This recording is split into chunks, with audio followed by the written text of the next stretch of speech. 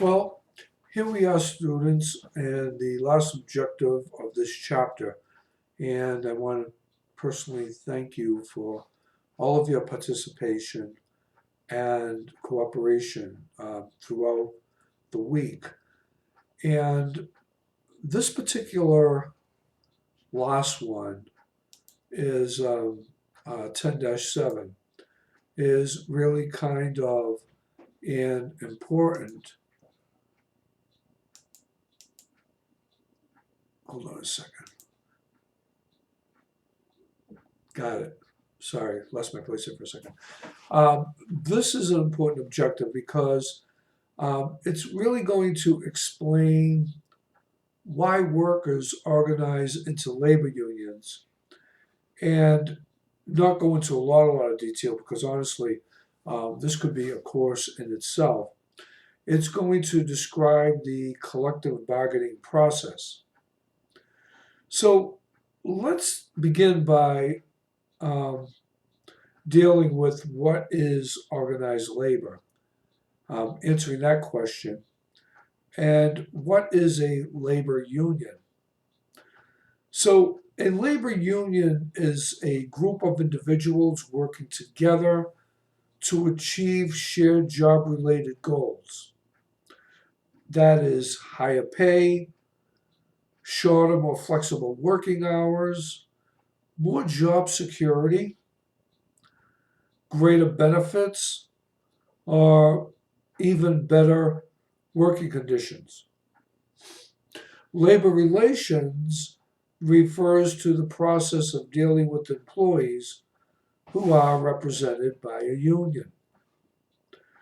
So let's talk about where we were from the mid 1980s to um, the labor force up to today.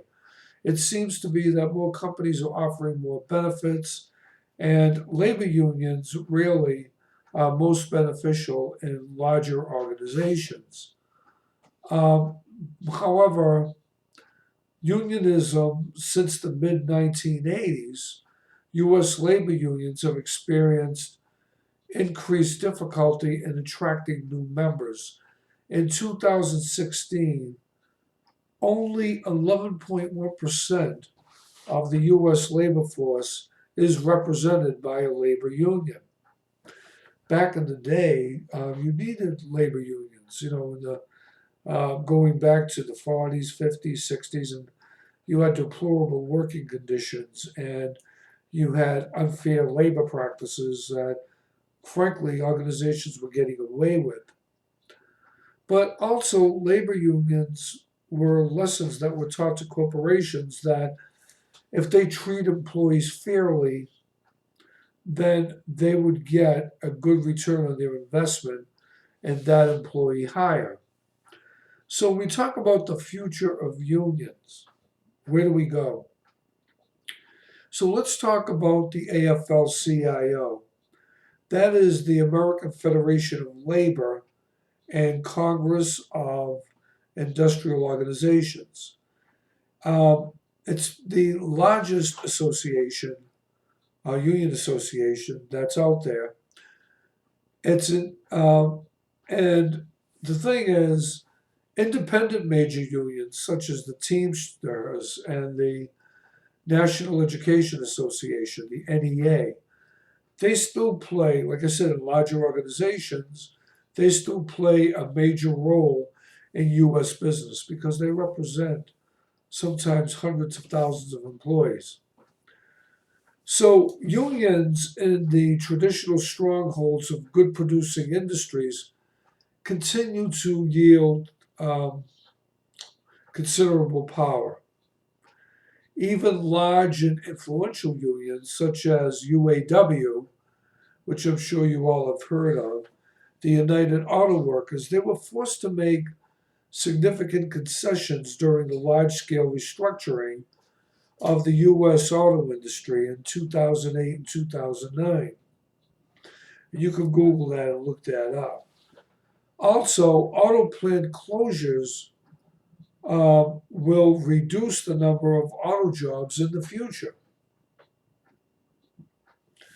Now, another issue affecting the future of unionism is the geographic shift in the U.S. economy. For the most part, unionism in the United States started in the North and Midwest regions and in cities such as Detroit, Pittsburgh, Cleveland, St. Louis, and Chicago. Over the past several decades, there have been a pronounced shift as businesses have moved their operations to the South and Southwest areas that do not have a really big, strong union heritage. So just reflect upon that for a minute. Where unions were and where they're going. Now, I want to talk a little bit about collective bargaining. Collective bargaining is the process by which labor and management negotiate conditions of employment for union represented workers and draft what we call a labor contract. So, following along in your book, we reach agreements on contract terms. So, we want to figure what a union contract is, and what they call a CBA. That's a collective bargaining agreement. We at Curry College are represented by the AAUP, that is the American Association of University Professors. And it's a national corporation of some large colleges and some smaller ones, medium sized ones and smaller ones like Curry. But by law, union leaders and management representatives must negotiate, we call negotiating in good faith. That means that there's a balance between what some parties will give up and what some parties will gain when they come together. And we already kind of talked about this a little bit in negotiations. But each party will have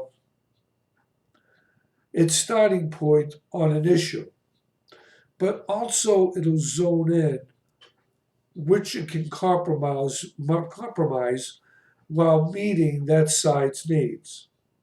That's what I just said, right? If an agreement could not be reached, the willingness of each side to use tactics such as strikes or mediation or arbitration come into play.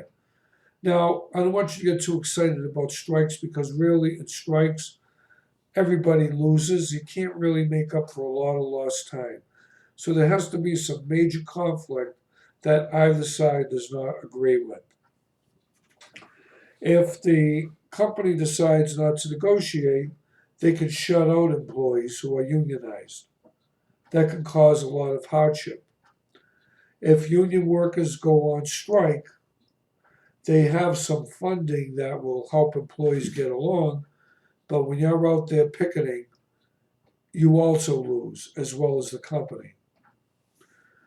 So the next thing is contract issues. The contract can address any number of issues, and that would be control over hiring policies, work assignments, working hours, overtime policy, rest period arrangements, differential pay plays for shift employees.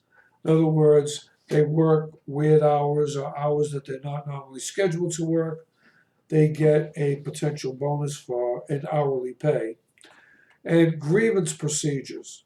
Some of the issues that are typically most important, and they call these line items to union negotiators, are compensation, or what we call COLA, which is a cost of living adjustment. Now, this is one of the most common tools for securing wage increases. And then we also have wage reopener clauses, and they are provided for renegotiating wage rates at present times during the duration of the contract. Okay, so these are things that While you're bargaining, you're still being paid a fair living wage. Now, benefits. Typically, employee benefit issues include cost of insurance, retirement, paid holidays, and a very important one, working conditions. Then there's job security. In many cases, demands for job security include the promise that a company will not move to another location, and that if the workforce is reduced, seniority will be used to determine which workers lose their jobs. When bargaining fails, an impasse occurs when, after a series of bargaining sessions, management and labor have failed to agree on a new contract or a contract to replace an agreement that's about to expire. Now, each side has tactics at its disposal once an impasse is reached.